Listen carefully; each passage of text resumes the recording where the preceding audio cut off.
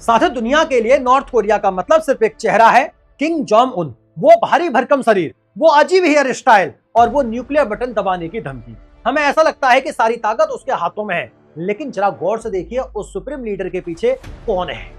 अंधेरे में हमेशा एक परछाई खड़ी रहती है, एक दुबली पतली नाजुक सी महिला जिसके चेहरे पर कभी कोई भाव नहीं आता, एकदम फ्लैट फेस। वो कुछ बोलती नहीं, कुछ हरकत नहीं करती, बस देखती रहती है। उसकी आंखों में एक ऐसी ठंडक है जो बड़े बड़े जनरल्स की रूह कपा देती है। साथियों, नॉर्थ कोरिया के अंदर एक दबी हुई आवाज में कहा जाता है कि असल खतरा किम जोंग उन नहीं बल्कि उसके पीछे खड़ी है परछाई है। लोग कहते हैं कि जब वह चलती है तो सांसें थम जाती हैं, वो सिर्फ एक इशारा करती है और दूसरे देश की बिल्डिंग्स बम से उड़ा दी जाती हैं। अमेरिका और साउथ कोरिया को खुली धमकियां देना उसका शौक है। कई एक्सपर्ट तो यहां तक मानते हैं कि किम जोंग उन तो बस एक चेहरा है, असली ब्रेन और असली रिमोट कंट्रोल इस रहस्यमयी महिला के हाथ में है। आखिर कौन है यह? क्या यह सिर्फ एक मददगार है या फिर पर्दे के पीछे से पूरा नॉर्थ कोरिया यही चला रही है? किंग डायनेस्टी के इस खूनी खेल को समझने के लिए हमें समय के पहिए को 100 साल पीछे घूमना होगा। साथियों, इस अंधेरे दौर की शुरुआत होती है साल 1910। अब यह वो दौर था जब कोरिया का अस्तित्व खतरे में था। जापान ने कोरियन पेनिनसुला पर कब्जा कर लिया था और अगले 35 सालों तक जापान ने कोरिया के लोगों को गुलामों की तरह रखा। उनकी जमीन छीन ली गई, उनसे जबरदस्ती मजदूरी कराई गई, उनकी भाषा, कल्चर और पहचान को मिटाने की बेहद क्रूर कोशिशें की गई। इसी जुल्म के बीच दोस्तों 1930 के दशक में एक बर्फीले जंगल में एक गोरिल्ला योद्धा ने जापानी सेना के खिलाफ हथियार उठाया। उसका नाम था किम इल संग। उसने अपने साथियों के साथ मिलकर जापानियों के खिलाफ एक लंबा और हिंसक संघर्ष छेड़ा और यही वो शख्स था जो आगे चलकर किम वंश की नींव रखने वाला था। साथियों, 1945 में जब दूसरा विश्व युद्ध खत्म हुआ तो जापान की हार हुई और कोरिया आजाद हुआ। लेकिन यह आजादी अपने साथ एक अभिशाप लेकर आई, यानी कि बंटवारा। ग्लोबल पावर्स ने देश को दो हिस्सों में चीर दिया। 38 पैरेलल लाइन ने एक मुल्क के दो टुकड़े कर दिए। साउथ में अमेरिका समर्थी बना और साउथ कोरिया और नॉर्थ में सोवियत यूनियन के समर्थन से जन्म हुआ नॉर्थ कोरिया का। किम इल संग ने नॉर्थ कोरिया की सत्ता संभाली, लेकिन सिर्फ सत्ता काफी नहीं थी, उसे जनता की नजरों में अमर होना था। अपनी पकड़ को मजबूत करने के लिए उसने एक झूठ की बुनियाद रचना शुरू कर दी, जिसे आज पैक टू ब्लड लाइन कहा जाता है। साथियों, मशहूर लेखिका एना फिल ने अपनी किताब द ग्रेट सक्सेसर में इसका जिक्र भी किया कि कैसे यह झूठ फैलाया गया। किम ने बहुत ही अच्छे से इस बात का प्रचार प्रसार किया कि उसका परिवार पवित्र पाइटू पर्वत से आया था, जहां प्राचीन कोरियन राजाओं का जन्म हुआ था। और एक अजीब सी कहानी गढ़ी गई कि जब किंग के बेटे किंग जोंग इल का जन्म हुआ तो आसमान में 2 इंद्रधनुष निकले और एक सितारा चमकने लगा। तो कुल मिलाकर इसका मकसद साफ था कि जनता उन्हें सिर्फ नेता न माने बल्कि देवता माने। साथियों, 1994 में किंग इल संग की मौत के बाद गद्दी उनके बेटे किम जोंग इल को मिली। यह मॉडर्न हिस्ट्री का पहला कम्युनिस्ट वंशवाद था जहां सत्ता डीएनए से तय होती थी। इसी तानाशाही परिवार में 8 जनवरी 1984 को एक बच्चे का जन्म हुआ। नाम रखा गया जोंग इन। उसका बचपन किसी रहस्य से कम नहीं था। एक तरफ 90 के दशक में नॉर्थ कोरिया भयानक अकाल से जूझ रहा था, जब लोगों के पास पैसे नहीं थे। हालात ऐसे थे कि घास और पेड़ों की छाल खाकर जिंदा रहने को मजबूर थे। वहीं दूसरी तरफ नन्हा किम जोंग उन पोंगयांग के आलीशान महलों में महंगे विदेशी खिलौनों से खेल रहा था, लेकिन उसकी किस्मत उसे उस बंद देश से दूर ले जाने वाली थी। साल 1996 महज 12 साल की उम्र में किंग को वेस्टर्न वर्ल्ड को समझने के लिए स्विट्जरलैंड भेज दिया गया। वहां उसे एक जाली पहचान दी गई। पासपोर्ट पर नाम था पैक उन और पहचान बताई गई नॉर्थ कोरियन एम्बेसी के एक कर्मचारी का बेटा है। स्विट्जरलैंड के वर्न शहर में वो एक आम रईस बच्चे की तरह रहता था। उसे बास्केटबॉल का जुनून था। वो घंटों कोर्ट पर पसीना बहाता, शिकागो बुल्स की जर्सी पहनता और अपने जूतों को गर्व करता। उसके क्लासमेट्स को कभी भनक तक नहीं लगी कि उसके साथ लंच करने वाला वो शर्मीला सा लड़का फ्यूचर का सबसे खतरनाक तानाशाह बनने वाला है। वहां उसने डेमोक्रेसी देखी, आजादी देखी, एक नई दुनिया देखी। लेकिन कहानी में असली मोड़ तब आया दोस्तों, जब साल 2001 में जैसे ही उसकी नाइट क्लास कंप्लीट हुई, उसके पिता ने उसे अचानक से वापस नॉर्थ कोरिया बुला लिया। अब वापस बुलाने का मकसद उसे आजादी देना नहीं था, बल्कि उसे शासन करने के लिए तैयारी कराना था। वापस आते ही उसे किम इल संग मिलिट्री यूनिवर्सिटी में डाल दिया गया। ताकि वह सेना और राजनीति के दांव पेच सीख सके और समझ सके कि सत्ता को कैसे कंट्रोल किया जाता है। दरअसल अधिकार की दौड़ में वह अकेले नहीं था, यहाँ पर उसके दो भाई भी थे।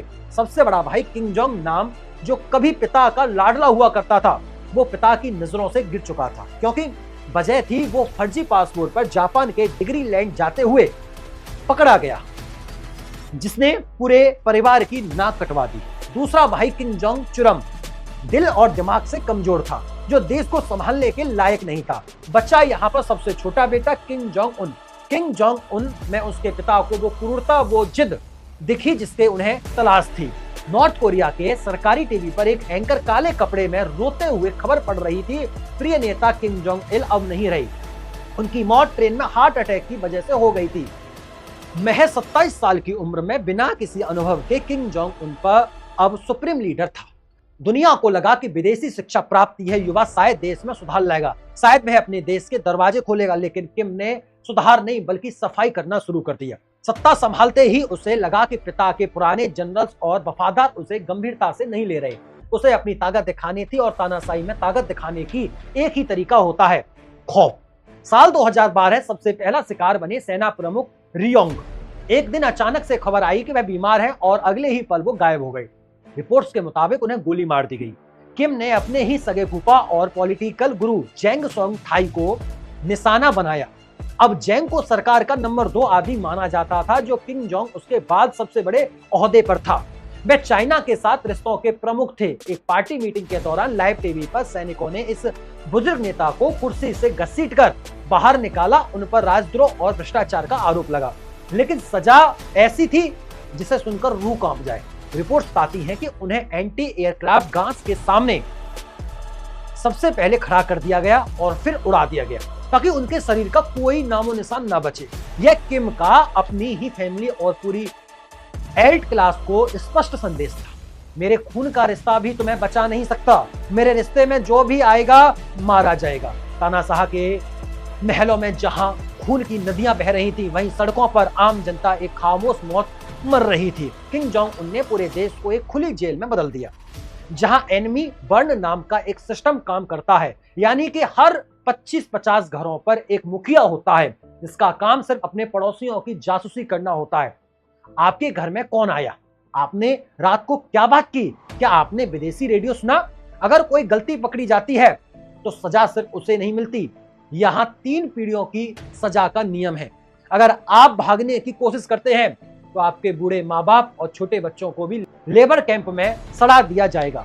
यह क्रूरता सिर्फ अपने नागरिकों तक सीमित नहीं है, इसका सबसे दर्दनाक उदाहरण है ऑटो वार्मबियर की कहानी। साल 2015 21 साल का अमेरिकन स्टूडेंट ऑटो वार्मबियर, जो कि एडवेंचर का शौकीन था, एक टूर ग्रुप के साथ में नॉर्थ कोरिया पहुंचा। प्योंगयांग के इंटरनेशनल होटल में उसने एक ऐसी गलती कर दी जो उसकी मौत का फरमान बन गई। उसने होटल के गलियारे से किम जोंग इल के नाम वाला एक प्रोपेगेंडा पोस्टर उतारने की कोशिश की।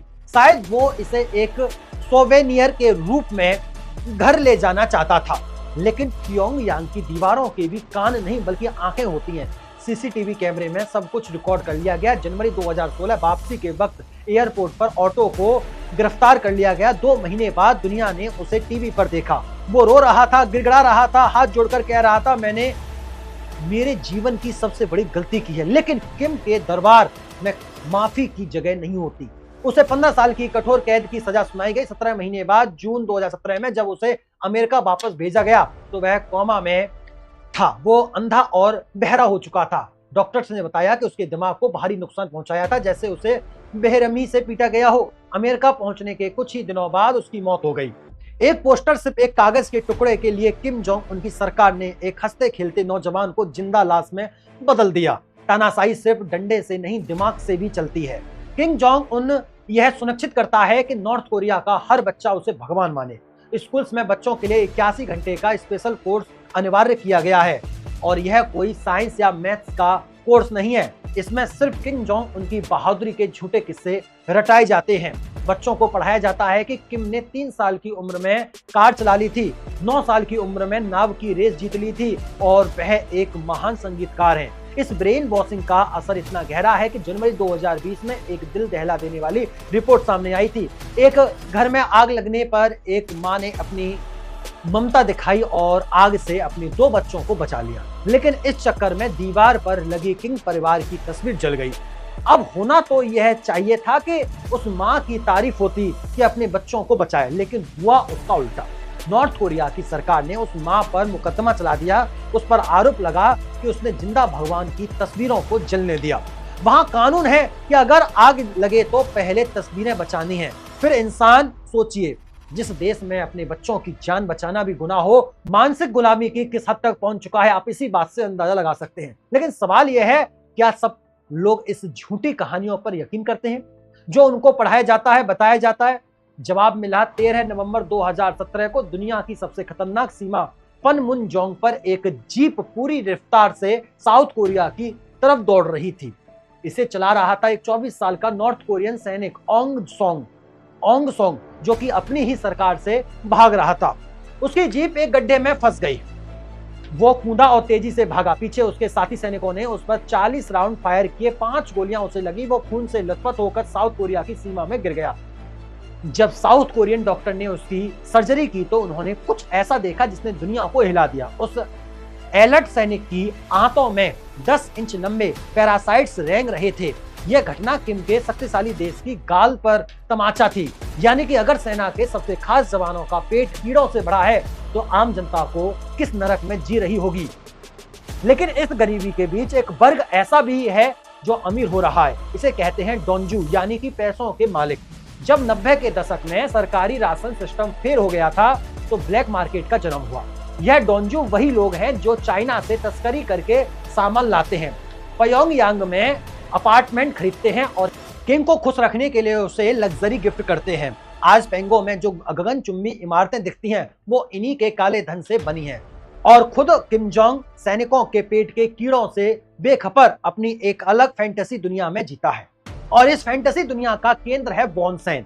यह पूर्वी तट पर बसा किम का एक प्राइवेट रिसोर्ट है। किम के दोस्त और पूर्व NBA स्टार डेनिस रोडमैन ने बताया कि किम की जिंदगी किसी 7 स्टार पार्टी जैसी है, जहां दुनिया की सबसे महंगी शराब पानी की तरह बहती है। उसने यहां एक विशाल टूरिस्ट जोन बनाया हुआ है जो ज्यादातर समय वीराना पड़ा रहता है। एक भूतिया डिज्नीलैंड की तरह लोहे की दीवारों में सेंध लगाने की कोशिश की थी किम डोंग चुल ने। वो एक कोरियन अमेरिकन थे जो नॉर्थ कोरिया के रीजन इकोनॉमिक जोन में होटल चलाते थे। CIA और साउथ कोरियन एजेंसी ने उन्हें एक मिशन दिया, न्यूक्लियर सीक्रेट्स को बाहर निकालना।